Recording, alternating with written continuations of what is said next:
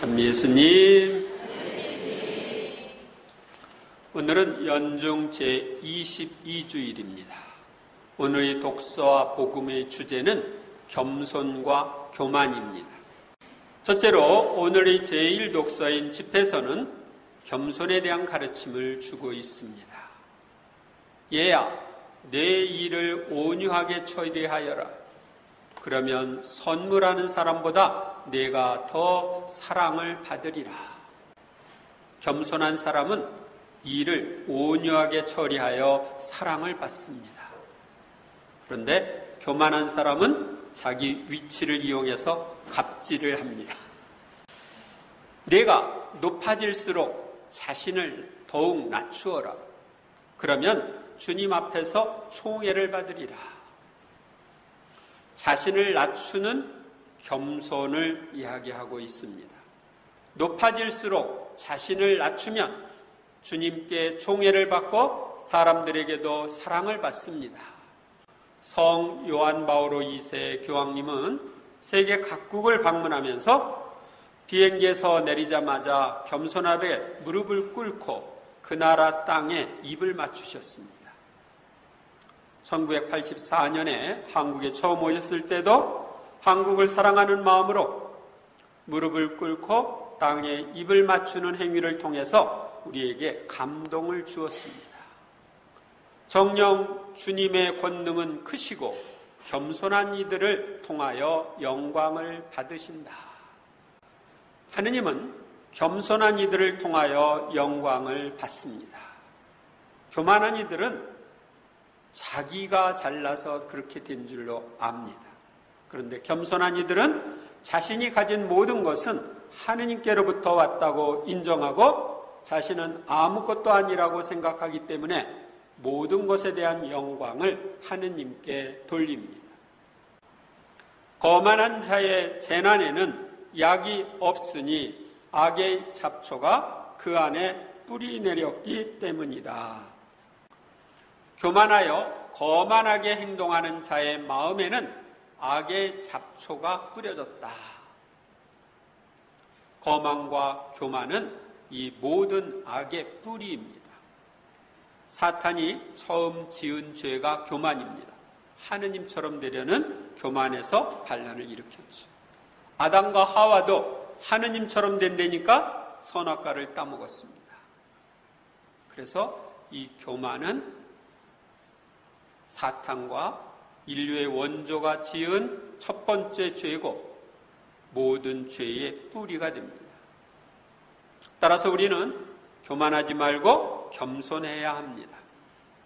베드로전서 5장 5절에 보면 여러분은 모두 겸손의 옷을 입고 서로 대하십시오. 하느님께서는 교만한 자들을 대적하시고 겸손한 이들에게는 은총을 베푸십니다.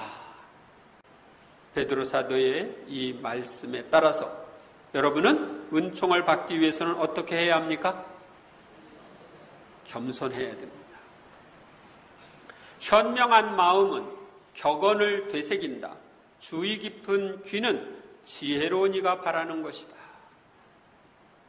교만한 사람은 다른 사람들 이야기 안 들으려고 합니다. 그런데 겸손한 사람은 격언이나 타인의 말에 주의를 기울이기 때문에 그 말 안에 있는 현명하고 지혜로운 것을 자기 것으로 취해서 현명하고 지혜로운 사람이 될 수 있습니다.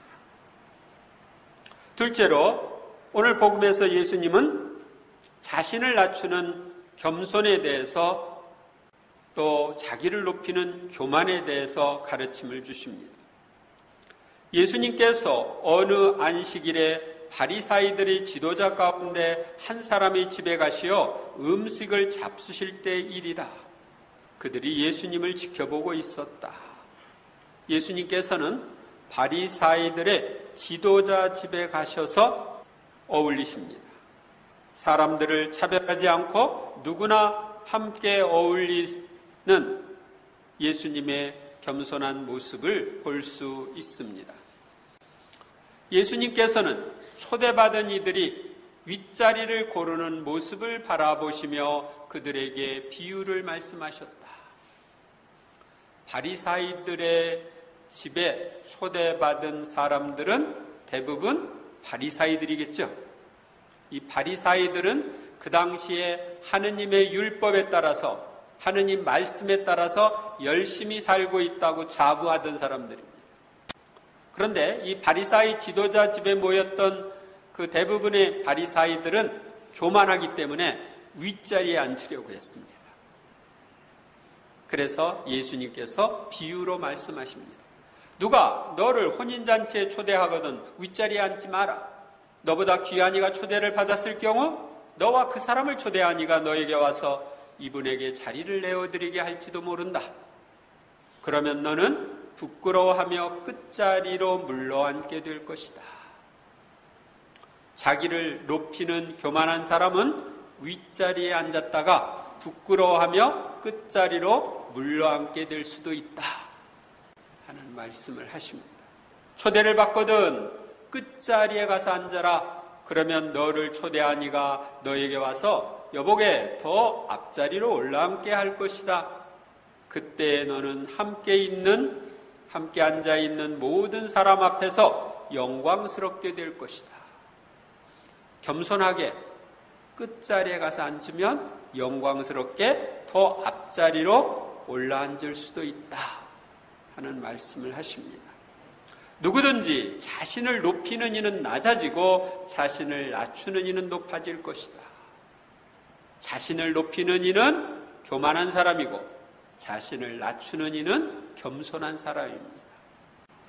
예수님께서는 당신을 초대한 이들에게도 말씀하셨다. 내가 점심이나 저녁 식사를 베풀 때 내 친구나 형제나 친척이나 부유한 이웃을 부르지 마라. 그러면 그들도 다시 너를 초대하여 네가 보답을 받게 된다. 나에게 보답을 해줄 만한 이를 초대하여 잔치를 베풀면 보답을 받기 때문에 하늘에서 받을 상이 없습니다. 교만한 이들은 더 큰 보답을 생각하면서 사람을 초대해서 대접합니다. 그런데 이것은 사랑이 아니라 거래입니다. 내가 해줬으니까 너도 해줘야 돼. 네가 잔치를 베풀 때에는 오히려 가난한 이들, 장애인들, 다리 저는 이들, 눈먼 이들을 초대하여라. 그들이 너에게 보답할 수 없기 때문에 너는 행복할 것이다. 의인들이 부활할 때에 네가 보답을 받을 것이다. 보답을 해줄 수 없는 이들에게 잔치를 베풀면 하느님께서 대신 보답해 주십니다. 모든 이가 부활하여 받는 최후의 심판에 대한 것이 마태오복음 25장에 나오는데 그 25장 40절에 보면 이런 말씀이 있습니다. 내가 진실로 너희에게 말한다. 너희가 내 형제들인 이 가장 작은 이들 가운데 한 사람에게 해준 것이 바로 나에게 해준 것이다.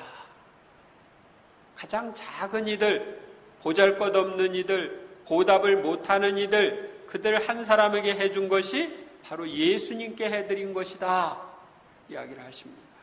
그러니까 예수님이 보답을 해주시는 거예요. 하늘나라의 행복으로 보답을 해주십니다.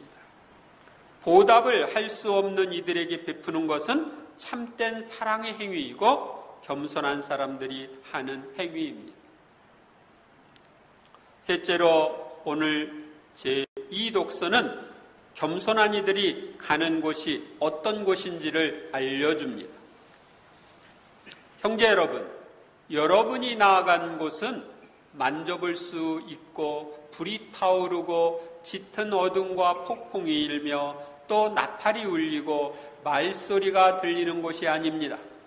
그 말소리를 들은 이들은 더 이상 자기들에게 말씀이 내리지 않게 해달라고 빌었습니다. 여기 어딘가요? 이스라엘 백성이 이집트의 노예살이에서 해방되어 시나이 산에서 하느님을 만날 때의 장면입니다. 그런데 우리가 죽어서 가는 그곳은 이런 그 시나이 산과 같은 곳이 아니다.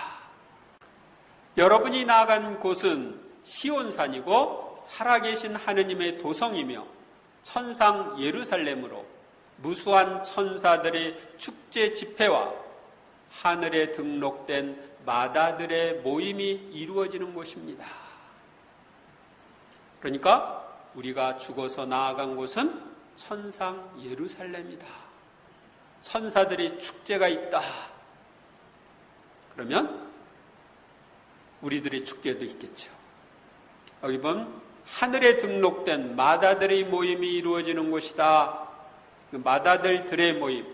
이 마다들은 딱 한 반밖에 없는데 마다들이 누구예요? 예수님이시죠?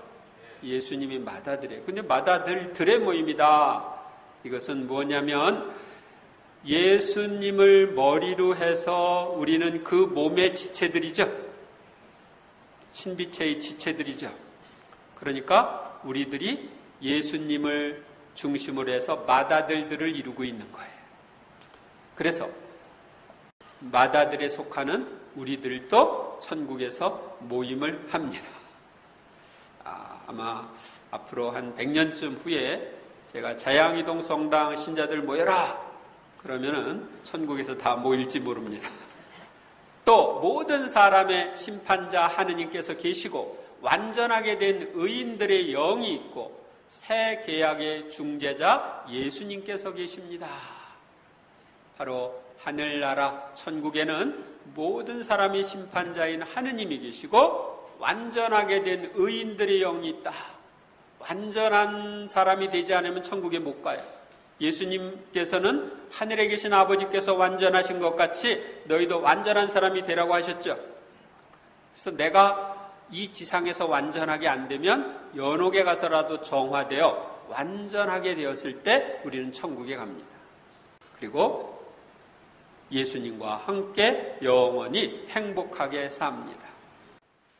우리는 교만한 사람입니까? 겸손한 사람입니까? 자, 나는 겸손하다. 나는 교만하다. 그럼 손 안 든 사람은 뭐예요?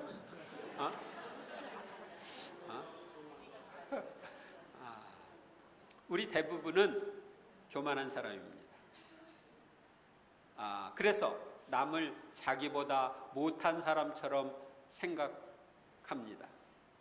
따라서 남의 말을 듣기보다 자기 말을 하고 싶어 합니다. 이런 사람은 이웃의 말을 끝까지 경청하지 못하고 중간에 말을 가로채기도 합니다. 또 다른 이들의 의견에 대해서 비판을 잘합니다. 그래서 사람들의 마음에 상처를 줍니다. 교만한 사람은 타인을 존중하지 않고 업신여기면서도 자신은 존중받고 인정받기를 원합니다. 그래서 자기의 업적을 과시하고 윗자리에 앉고 싶어 합니다. 이런 사람은 존경 대신 멸시를 받으며 외톨이가 되기 쉽습니다. 왜냐하면 다른 사람들이 그를 대할 때 마음이 불편해가지고 피하기 때문입니다. 누가 막 따라다니면서 얘기를 계속 하면은 그 사람이랑 같이 있고 싶어요? 피하고 싶죠? 자기 얘기만 막 하니까. 그런데 만약 다른 사람들이 이야기를 할 때 잘 들어주는 사람, 이런 사람은 겸손한 사람입니다. 겸손한 사람은 솔직하고 정직하며 있는 그대로의 자신을 아는 사람입니다. 그는 자신에게 좋은 점들이 있지만 타인에게도 자신 못지않은 좋은 점이 있음을 인정하는 사람입니다. 제가 굉장히 교만한 사람이었습니다. 특히 신학교 들어갈 때 아주 교만한 사람이었습니다. 왜냐하면 신학교 들어가기 전에 저는 성령 쇄신했고 봉사자로 일했고 또 많은 경험이나 체험이 있었고 그런데 저보다 앞서서 신학교에 들어간 신학생들이 이렇게 보니까 저보다 다 못한 것처럼 보였어요. 그래서 제가 이제 신학교에 들어가서 막 아이들에게 이러저런 얘기들을 막 했어요. 그랬더니 신학생들이 딴 나라에서 온 사람처럼 쳐다보는 거예요. 그런데 하느님 앞에서 이렇게 기도를 할 때 하느님께서 깨우쳐 주신 게 있어요. 너보다, 네가 가지고 있는 것보다 좋은 점을 한 가지라도 안 가진 사람이 있는지 살펴봐라. 살펴보니까 다 나보다 좋은 점을 한 가지 이상 가지고 있더라고요. 어떤 사람은 저보다 공부를 더 잘하고, 어떤 사람은 봉사를 더 잘하고, 어떤 사람은 운동을 더 잘하고, 어떤 사람은 저보다 더 키가 크고. 그래서 이렇게 보니까 제가 가지지 않은 좋은 점들을, 또 제가 가진 것보다 더 나은 점들을 한 가지 이상 안 가진 사람이 한 명도 없는 거예요. 그럼 좋은 점들을 가진 사람이 제 주변에 있으면 행복해요, 안 행복해요? 행복해요. 그래서 그 좋은 점들을 가진 사람들과 함께 사는 것을 행복하게 생각하고, 또 그 사람들이 좋은 점들을 가지고 있으니까 내 얘기하는 것보다 그 사람들 얘기를 들어야죠. 그래서 옆에서 가서 얘기를 들어주고, 그러다 보니까 관계가 좋아졌습니다.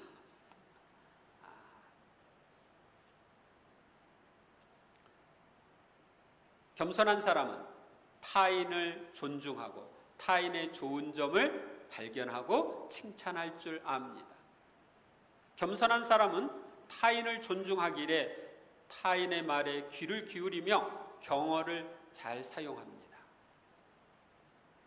제 대부님이 사제인데 저보다 한 6개월 먼저 서품을 받으신 분입니다. 근데 이분이 굉장히 겸손해요. 저랑 함께 주일학교 교사를 할 때 이렇게 보면은 항상 존댓말을 쓰는 거예요. 아이, 대부님 그냥 말 놓으세요. 저보다 나이가 더 많은데, 그런데도 존댓말을 쓰고 계신데 지금까지 쓰고 있습니다. 겸손한 사람은 현세적 영광을 탐하지 않기에 자신을 과시하지 않으며 칭찬과 영광이 돌아오더라도 그것을 즉시 하느님께 돌립니다. 또한 현세적 보답을 기대하지 않으며 이웃에게 사랑을 베풀기 때문에 이웃으로부터 사랑과 존경을 받고 천국에서는 더욱 큰 영광을 누리게 됩니다. 겸덕은 모든 덕의 기초이며 다른 모든 덕은 겸덕에 비례합니다. 성인 성녀 중에 겸손하지 않은 사람이 있었나요? 교만한 사람이 있었나요? 교만했다면 성인 성녀가 못 됐을 거예요. 왜? 하느님은 교만한 자를 내치시고 겸손한 사람에게 은총을 베푸시니까. 그런데 가장 겸손한 분이 누군가요? 가장 겸손한 분은 예수님이고 그 다음 겸손한 분이 성모님입니다.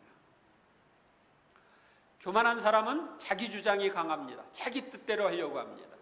근데 겸손한 사람은 하느님 뜻대로 하려고 합니다. 이 성모님은 한 번도 자기 뜻대로 하려고 하지 않으신 분입니다. 그리고 예수님도 역시 마찬가지. 아버지의 뜻을 이루기 위해서 오셨기 때문에 항상 아버지의 뜻을 생각하면서 네 하고 따랐습니다. 그분은 아버지 뜻을 이루는 것이 당신의 양식이라고 말씀하셨습니다. 예수님은 하늘의 모든 영광을 버리고 사람이 되어 이 세상에 오셨습니다. 그리고 지금은 빵의 위치에까지 당신 자신을 낮추셔서 우리에게 먹히는 음식이 되셨어요. 우리가 자기를 낮춰서 음식까지 될 수 있나요? 이것은 하느님이신 그분의 무한한 사랑입니다. 하느님이면서 어떻게 사람이 되고 거기에서 더 내려가서 음식까지 돼서 우리에게 먹히는가? 아주 알아들을 수 없는 깊은 신비입니다. 이번 한 주간 동안 예수님의 이러한 겸손, 우리를 살리기 위한 자신의 낮추심, 이런 것을 묵상하면서 예수님께 감사와 찬미를 드리시기 바랍니다. 그리고 나도 예수님처럼 겸손하게 해달라고 좀 청하세요. 그리고 겸손하도록 좀 힘써보세요. 아까 제가 이야기한 것 중에 하나 실천했으면 좋겠는데, 여러분 주위에 있는 사람들을 다 살펴보세요. 나보다 좋은 점을 한 가지 이상 안 가진 사람이 있나 없나. 그리고 그 좋은 점을 주신 주님께 감사 찬미를 드리고 그 사람에게 더 이런 점이 좋아 하고 칭찬하는 그런 생활을 해보시기 바랍니다.